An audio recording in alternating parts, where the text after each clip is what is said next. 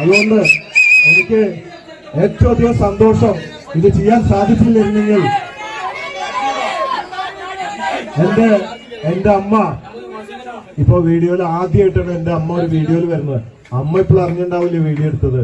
ഇന്ന് എന്നെ വിളിച്ചിട്ട് പറഞ്ഞു, ഞാൻ ഇതിന് ആദ്യം ഇറങ്ങാൻ നിൽക്കുമ്പോ അമ്മ പറഞ്ഞു, മോനെ നീ ഇതിനൊന്നും പോകണ്ട, ഭയങ്കര ചൂടാ, അതുകൊണ്ട് നീ തിരുവനന്തപുരത്ത് നിന്ന് കാസർഗോഡ് എത്തുമ്പോഴേക്കും നിന്റെ വിലാപയാത്രയ്ക്ക് അടുത്ത യാത്രയ്ക്ക് വരേണ്ടി വരും, നിന്റെ മയ്യത്തുണ്ടാവും എന്ന് പറഞ്ഞു.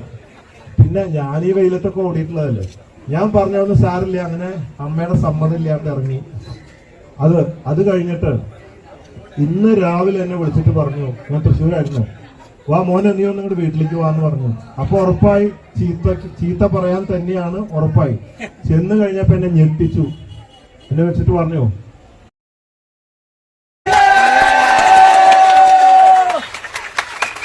ഞാൻ ഞെട്ടാന്ന് പറഞ്ഞ ഇങ്ങനെ എന്താണെന്നറിയാം, എന്റെ അമ്മ ഇന്ന് വരെ ക്രിസ്ത്യാനിക്ക് അല്ലാണ്ട് ഒരാൾക്ക് 1 രൂപ കൊടുത്തിട്ടില്ല. അങ്ങനെയുള്ള അമ്മ 1 ലക്ഷം തന്നപ്പോ ഞാൻ ഞെട്ടിപ്പോയി, സത്യത്തിൽ ഞെട്ടിപ്പോയി.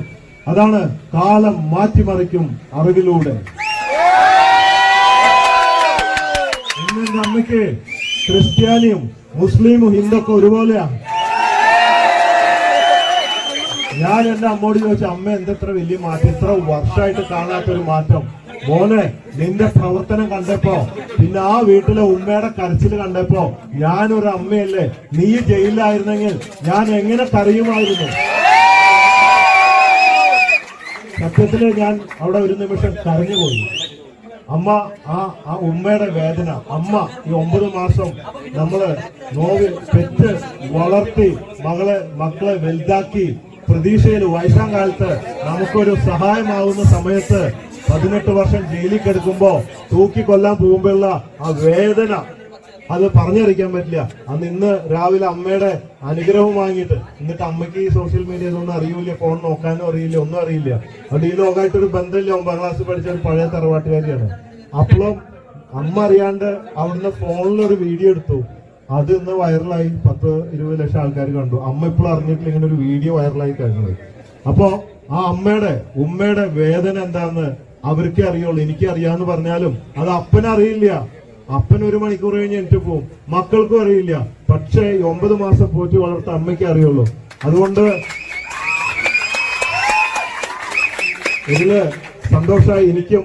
മാത്രമല്ല ഇതിന് ഞാൻ മാത്രമൊന്നുമല്ല, ബോബി ഫാൻസ് ചാരിറ്റബിൾ ട്രസ്റ്റ് എല്ലാ ജില്ലയിലും ലക്ഷക്കണക്കിന് പേര് ഇതിനുവേണ്ടി പ്രവർത്തിച്ചു. ഇവിടെ ലീഗൽ അസിസ്റ്റൻസ് കമ്മിറ്റി, ഒരുപാട് സംഘടനകള്, ഗൾഫിലെ സംഘടനകൾ, ഒരുപാട് പേര് പ്രവർത്തിച്ച് ഫണ്ട് സ്വരൂപിച്ചിട്ടാണ് ഇത് നടന്നിട്ടുള്ളത്. ഒറ്റക്കെട്ടിന് ഇത് നടക്കില്ല, ഒറ്റയ്ക്ക് ആരെ കൊണ്ട് പറ്റില്ല. സന്തോഷം. ഒരു ദൗത്യം കൂടെ ഉണ്ട്, അതിപ്പോ പറയാം. അത് ഇതുവരെ ഞാൻ പുറത്ത് പറഞ്ഞിട്ടില്ല. കാരണം അബ്ദുറഹിമാനെ ഇവിടെ എത്തിക്കാണ്ട് ഞാൻ അത് പറയുന്നത് ഉചിതമല്ല. ഇപ്പോൾ തീരുമാനമായി ഇവിടെ എത്തുന്നു. അതുകൊണ്ട് ഞങ്ങളുടെ 2ാമത്തെ ദൗത്യം എന്താണെന്ന് വെച്ചാൽ, ഇത്രയും കാലം കഷ്ടപ്പെട്ട അബ്ദുറഹിമിനെ ഇവിടെ വന്നിട്ട് ഇനി ബുദ്ധിമുട്ടിക്കാൻ പാടുണ്ടോ? രക്ഷിച്ചു കൊടുന്ന് കഷ്ടപ്പെടുത്താൻ പാടുണ്ടോ? അപ്പൊ ഞാൻ ആദ്യം വിചാരിച്ചത് നമ്മുടെ റോൾസ് റോയ്സിലെ ഡ്രൈവറായിട്ട് വെക്കാന്ന് വെച്ചു.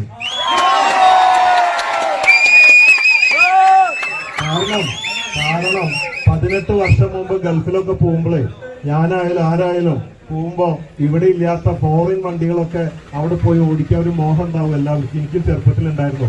അപ്പൊ അബ്ദുറഹീം വിചാരിച്ചിട്ടുണ്ടാവും അവിടെ പോയി ഫോറിൻ വണ്ടിയൊക്കെ ഓടിക്കാന്ന്.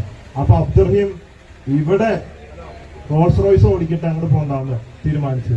പക്ഷേ അത് കഴിഞ്ഞപ്പോ എനിക്ക് തോന്നി അതൊരു കഷ്ടപ്പെടുത്തൽ തന്നെയല്ലേ, ഡ്രൈവർ പണി കൊടുത്തിട്ട് വീണ്ടും. അപ്പൊ അതിന് പകരം ബോച്ചെ പാർട്ട്ണറാക്കാൻ തീരുമാനിച്ചു.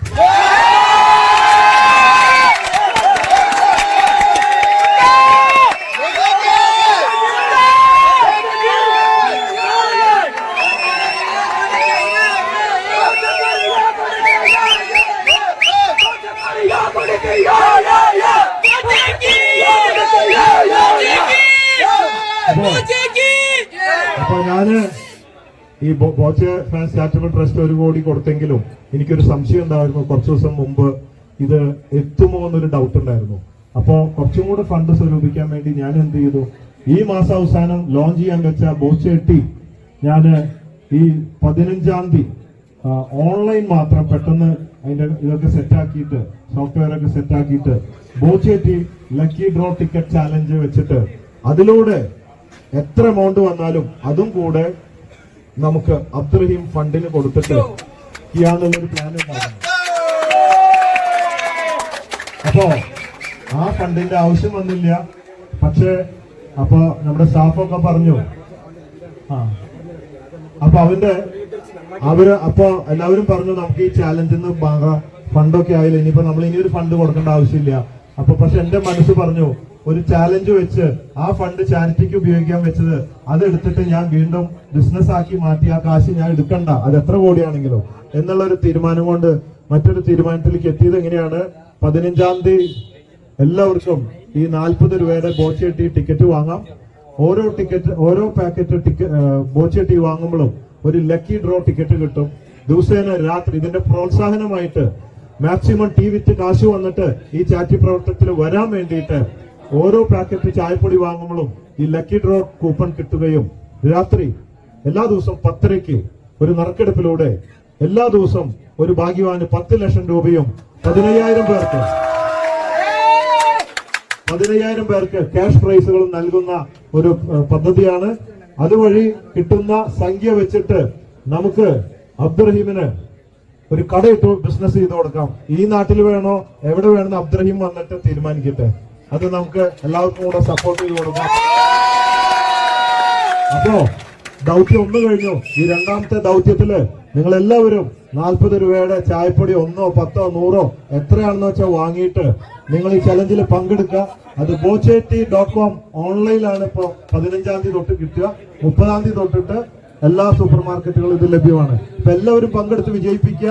ആ ഫണ്ട് വെച്ച് നമുക്ക് അബ്ദുറഹീമിന് ബിസിനസ് തുടങ്ങാം. ഇന്ത്യയിലത്തെ ആദ്യത്തെ ഫ്രാഞ്ചൈസി ബോച്ചെ പാർട്ട്ണർ ഫ്രാഞ്ചൈസി കട നമുക്ക് ഇട്ടു കൊടുക്കാം. അതിനുവേണ്ടി എല്ലാ സപ്പോർട്ടും ഞാൻ